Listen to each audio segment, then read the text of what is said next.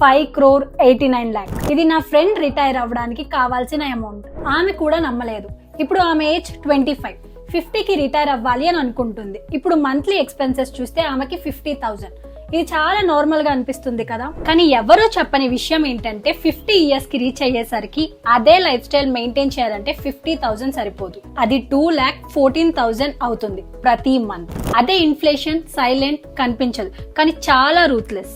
So మేము full numbers calculate చేసాము. తన savings 1 lakh, retirement benefits 5 lakh, working years లో ఎక్స్పెక్టెడ్ రిటర్న్స్ 12%, రిటైర్మెంట్ తర్వాత 8%.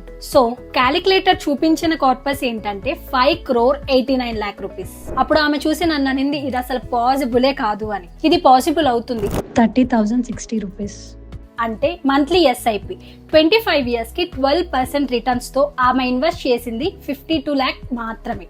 మిగతా అంతా మార్కెట్ బిల్ చేస్తుంది. So full corpus ready. Actually ఇక్కడ స్కేరీ పార్ట్ అమౌంట్ కాదు. స్కేరీ పార్ట్ ఏంటి అంటే ఆమె ఇప్పటి వరకు ఒక్కసారి కూడా కూర్చొని టార్ రిటైర్మెంట్ నెంబర్ క్యాలిక్యులేట్ చేయలేదు. మీరు ఎప్పుడైనా మీ రిటైర్మెంట్ నెంబర్ ని క్యాలిక్యులేట్ చేశారా? ఒకవేళ చెయ్యకపోతే డిస్క్రిప్షన్ లో లింక్ ఉంది. మేము సేమ్ యూజ్ చేసిన క్యాలిక్యులేటర్ ని మీ నెంబర్స్ పెట్టి మీ రిటైర్మెంట్ నెంబర్ చెక్ చేసుకోండి. అండ్ అలాగే కామెంట్స్ లో చెప్పండి మీ రిటైర్డ్ నెంబర్ ఎంత వచ్చింది అని.